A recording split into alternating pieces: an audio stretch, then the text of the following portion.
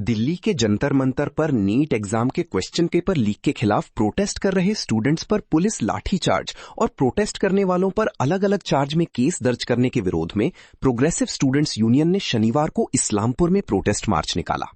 संगठन का दावा है कि स्टूडेंट्स नीट एग्जाम के क्वेश्चन पेपर लीक मामले की निष्पक्ष जांच और दोषियों को सख्त सजा देने की मांग को लेकर दिल्ली के जंतर मंतर पर शांति से भूख हड़ताल कर रहे थे। उस प्रोग्राम के दौरान दिल्ली पुलिस ने प्रोटेस्ट करने वालों पर बल प्रयोग किया और लाठीचार्ज किया, जो उनका आरोप है कि डेमोक्रेटिक अधिकारों के खिलाफ है। ऑर्गेनाइजेशन के सदस्यों ने प्रोटेस्ट मार्च से केंद्र सरकार के खिलाफ नारे लगाए और कहा कि सिर्फ केंद्रीय शिक्षा मंत्री की इस्तीफे से यह मामला हल नहीं होगा। प्रोटेस्ट कर रहे स्टूडेंट्स पर लाठीचार्ज की निष्पक्ष जांच, दोषियों के खिलाफ कानूनी कार्रवाई और प्रोटेस्ट करने वालों को इंसाफ मिलना चाहिए। इसके अलावा केंद्रीय शिक्षा मंत्री धर्मेंद्र प्रधान की भूमिका की जांच की मांग की गई।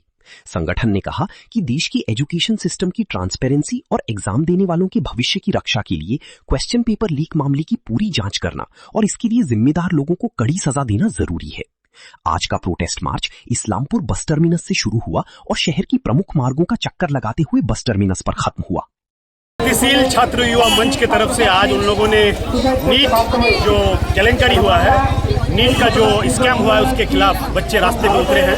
As a teacher, as a guardian, as a senior इन लोगों के साथ संहति जनाने, समर्थन जनाने के लिए मैं भी रास्ते में हूँ।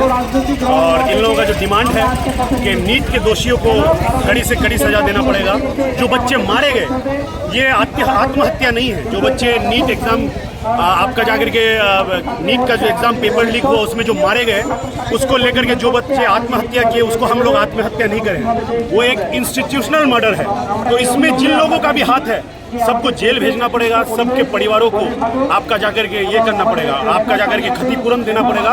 और दिल्ली में जिस तरह से जंतर मंतर में इस सरकार ने पुलिस और अपने जो क्या बोले, जो प्यादे हैं, आरएसएस बोले या बजरंग दल बोले, उनके जरिए जिस तरह से छात्रों पर गलत इल्जाम दिया, लाठीचार्ज किया, उन लोगों पर जुल्म किया, उसके खिलाफ भी ये आंदोलन है।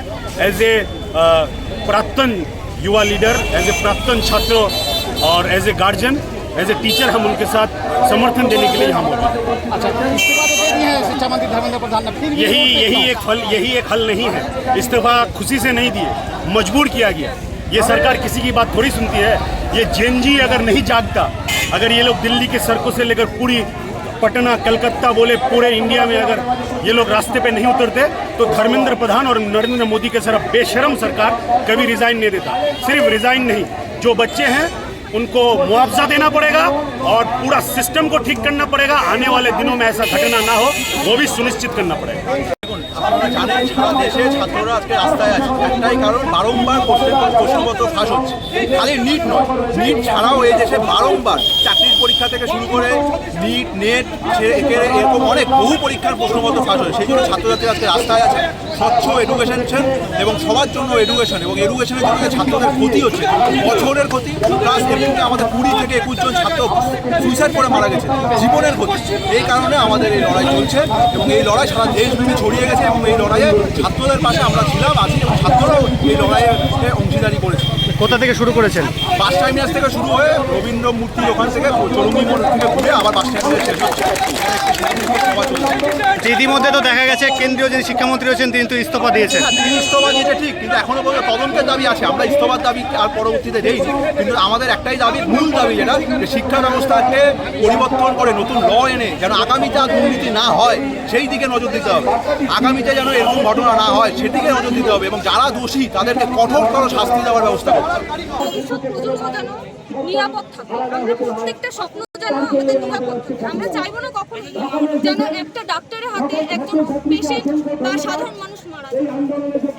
এই নিট হচ্ছে ন্যাশনাল এলিজিবিলিটি কাম এন্ট্রান্স টেস্ট, মানে এটা ইউপিএসসি, ডব্লিউবিসিএস এবং অন্যান্য সমস্ত পরীক্ষার মধ্যে একটি কঠিনতম পরীক্ষা। এবং আমরা এর ভুক্তভোগী। আমরা পরীক্ষা দিয়ে আসছি গত 4 বছর ধরে এবং আমার এই বছরের র্যাঙ্ক এসছে 12,000।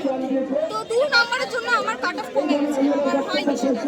তো আমরা এটাই বক্তব্য চাই যে আমাদের শারীরিক এবং আর্থিক এবং পিছিয়ে পড়া যেই মা বাবা যারা নিজেরাও কোনো সময় পড়তে চেয়েছিলেন কিন্তু পড়তে পারেননি, আমাদেরকে শিক্ষিত করেছেন অনেক কষ্টে, তাদের ভবিষ্যৎ যেন অন্ধকার না হয়, এই দাবিতেই আমরা রাস্তায়